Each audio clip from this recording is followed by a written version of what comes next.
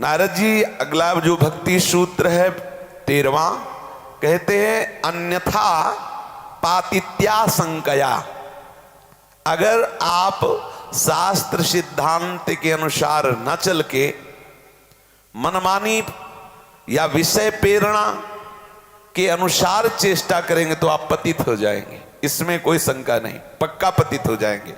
बोले अन्यथा पातित्या संकया, पक्का है, शंका है कि आप गिर जाएंगे, आप चल नहीं पाएंगे परमार्थ में। आपकी हर चेष्टा शास्त्र प्रमाणित होनी चाहिए। जो मनमानी ढंग से अपनी दिनचर्या करता है, थोड़ा साधन भजन भी करता है, कभी उसको ब्रह्म तत्व का साक्षात्कार या भगवदानंद की अनुभूति नहीं होगी। निश्चित मानिए, क्योंकि उसने साधन माना है प्रभु को और साध्य माना है देह सुख को, विषय को, इसलिए उससे भगवदानंद की अनुभूति नहीं होगी। जो जानबूझ करके शास्त्रों की आज्ञा का अनादर करता है, कभी भी उस मलिन बुद्धि वाले को अनुभव में ही नहीं आएगा भगवदानंद। यद्यपि अंतःकरण में भागवती ऊर्जा शक्ति चल रही है, कभी कभी देखा जाता है कि तार बिजली के जिनमें बिजली दौड़ रही है, हम जो कनेक्शन फंसाए हुए हैं उनमें जंग लग गई तो वो बिजली नहीं आती। तो हम सोच लेते हैं कि क्या बिजली बड़े तारों में नहीं आ रही? नहीं, बड़े तारों में आ रही, जो आपने कनेक्शन फंसाया उसमें जंग लग गई, जंग हटाओ अभी बल्ब जल जाएगा। आपके जो करण है ना, मन बुद्धि चित्त अहंकार, इसमें वासना की जंग लग गई। भागवती ऊर्जा शक्ति, जीवनी शक्ति, चैतन्य शक्ति आपके अंतःकरण में निरंतर प्रवाहित हो रही है, पर आपके एक करण मलिन होने के कारण उसे पकड़ नहीं पा रहे हैं। आप कहते हैं मुझे तो ऐसा अनुभव नहीं आ रहा, क्योंकि आपका जंगहा तार है वो बिजली को नहीं पकड़ पा रहा है। थोड़ा सत्संग रूपी औषधि से रगड़ से इस जंग को हटा दो तो पकड़ने लगेगा। जो जीवनी शक्ति है, जो भागवतिक शक्ति है, जो आत्म तेज है, आत्म प्रकाश है, वो आपका अंतःकरण पकड़ने लगेगा और आनंदित होने लगेगा। ये जंग हटाना है सत्संग, शास्त्र स्वाध्याय, संत महापुरुषों की वाणियों के अनुसार हमारी शयन से लेकर जागृत तक, जागृत से लेकर शयन तक चेष्टा होनी चाहिए। इसे अच्छे से दिमाग में बैठा ले। यदि 24 घंटे में कुछ चेष्टाएं शास्त्र विरुद्ध हो गई तो जो आपने सत्य चेष्टाएं की उनका फल मिलेगा, लेकिन भगवदानंद नहीं मिलेगा। आपको दिव्यानंद की अनुभूति, आत्मानंद की अनुभूति, प्रेमानंद की अनुभूति नहीं होगी, पक्का नहीं होगी, क्योंकि जंग लगा हुआ है। एक भी कर्म आपका शास्त्र विरुद्ध नहीं होना चाहिए, तभी तो सतरति सतरति सा लोकांतारयति। आपको कठिन इसलिए लग रहा है कि आपने अपनी चैतन्य शक्ति में बैठा लिया है कि मैं बिना इस भोग के भोगे जी नहीं सकता। सच्ची मानिए, ये आपने भ्रम बैठा लिया है। नहीं, बहुत आराम से परमानंद में जीवन व्यतीत हो जाएगा, किसी भी भोग की आवश्यकता नहीं। बड़े बड़े सिद्ध महापुरुषों के द्वारा सृष्टि संचालन के लिए संतान उत्पत्ति क्रिया हुई है, वो सुख आसक्ति में बनकर नहीं, शास्त्र आज्ञा का पालन करने के लिए, भगवत आज्ञा का पालन करने के लिए। भगवत प्रेम में कामना सबसे बाधक वस्तु है। कामना की जब हमारी पूर्ति नहीं होती तो वो हमें परमार्थ से धीरे धीरे भ्रष्ट करने लगती है। बड़ी सूक्ष्म बातें हैं। कोई कोई कहते हैं कि हमें 20 साल हो गए, हमने सब करके देख लिया, ना हमारा काम शांत हुआ, ना हमारा काम बना। कौन सा काम बनाना चाहते हो? जब तुम शरीर भाव से युक्त हो तो क्या तुमने करके देख लिया? केवल बातें बनाना थोड़ी होता, क्या करके देख लिया? अपनी वासनाओं का खेल खेलते रहे और परिणाम चाहते हो सच्चिदानंद? नहीं, साधन पद्धति से करो। अगर आनंद की उबाल न आने लगे तो बताना। कोई झूठा थोड़ी है, शास्त्र झूठे थोड़ी है, संत जन झूठे थोड़ी हैं। पर होता क्या है कि अगर परमार्थ का भी पथिक है और दो बातों से रहित हो गया तो नष्ट हो जाएगा। पहला है सत्संग, दूसरा है शास्त्र स्वाध्याय।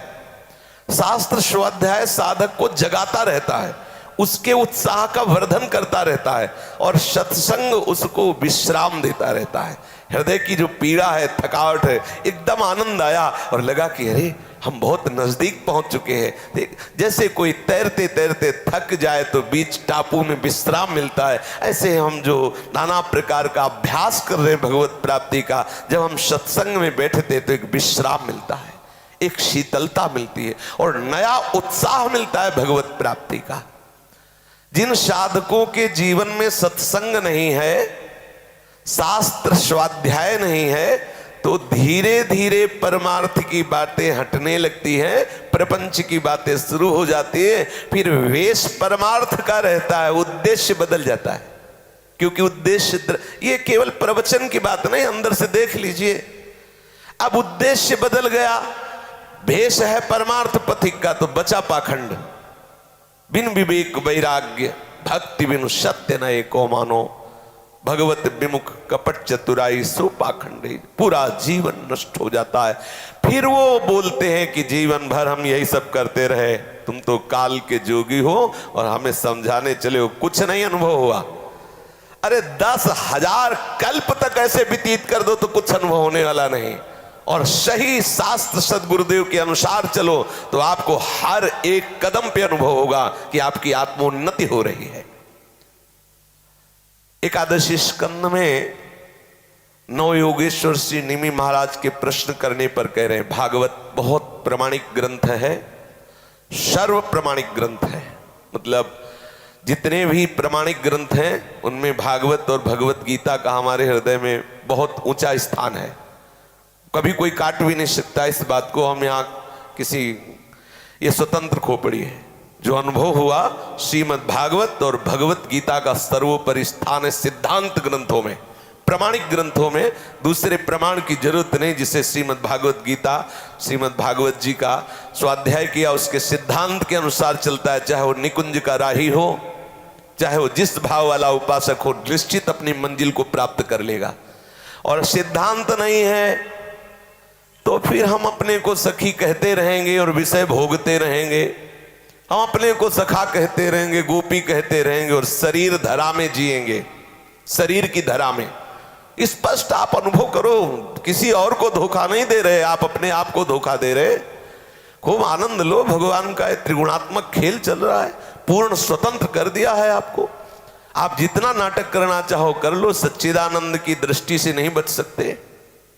आप शास्त्र प्रमाण के अनुसार चलिए। आपकी जो आवश्यकता है वो कभी आपको परमार्थ में बाधा नहीं पहुंचा सकती। जैसे सर्दी है, अब वस्त्र की आवश्यकता है तो आप देखना ठाकुर आपको वस्त्र दे देंगे। अब उसमें है कि आपकी मांग हो जाए कि 25,000 वाली लोई चाहिए, हो गया मामला अलग। आपकी मांग हो गई, यदि ठाकुर की मौज है, कोई लाके कश्मीर से 1 लाख की रख दे, जय श्री राधे, क्या फर्क पड़ता है उसके लिए। टाट और 1 लाख की लोई में कोई फर्क नहीं, क्योंकि कामना नहीं हुई। आंतरिक बात है, कोई बाहर कुछ बोलता रहे, अंदर की बात है। आप अंदर से देखिए, अगर आप अंदर से परिपक्व हैं तो किसी के कहने से कुछ फर्क नहीं पड़ता। और आप अंदर से नाटक कर रहे हैं तो बाहर खूब माला पहनाया जाए, जय जय बोला जाए तो भी जलते रहोगे, जी की जरन न जाए। आवश्यकता सबसे बड़ी हमारे हृदय में है चिन्मय तत्व की, जिसे हम जान नहीं पा रहे। शरीर की आवश्यकता भोजन है, लेकिन स्वरूप की जो आवश्यकता है, हमारी पर्सनल आवश्यकता है, वो चिन्मय तत्व के विस्मरण हो जाने के कारण हुई है। पूरी गीता सुनने के बाद नई वस्तु नहीं प्राप्त हुई, स्मृति लब्ध्वा। हम अपने स्वरूप को, अपने आराध्य देव को विस्मृत कर चुके हैं। कामना की कभी पूर्ति नहीं होती और आवश्यकता की कभी अपूर्ति नहीं होगी। बिल्कुल देख लो, विश्वंभर सब जगह आभास, सर्वत्र सर्वशक्तिमान सर्वज्ञ भगवान अपने बच्चों को भरण पोषण यथावत कर रहा है, पूरी सृष्टि का कर रहा है, आवश्यकता भर कर रहा है। कामना की पूर्ति नहीं हो सकती, आवश्यकता की अपूर्ति नहीं हो सकती। पक्का समझ लेना, पूरी सृष्टि को जो आवश्यक, अरे आप तो मनुष्य हैं, वो पशु पक्षी जो केवल प्रकृति के अधीन है, परमात्मा के अधीन है, उनको भी समय से जो आहार चाहिए, वो चाहे हाथी का पेट हो चाहे चींटी का पेट हो, जो चाहिए वो परमात्मा सबका भरण पोषण कर रहा है। आवश्यकता, ये ध्यान रखिए, यदि आपकी चाही हुई वस्तु आपको नहीं मिल रही तो आपके पास उसकी आवश्यकता नहीं, हमारे प्रभु ने नहीं समझा कि वो आपको मिल जाए, इसलिए आप जो प्यारो करे सोई मोहि भावे।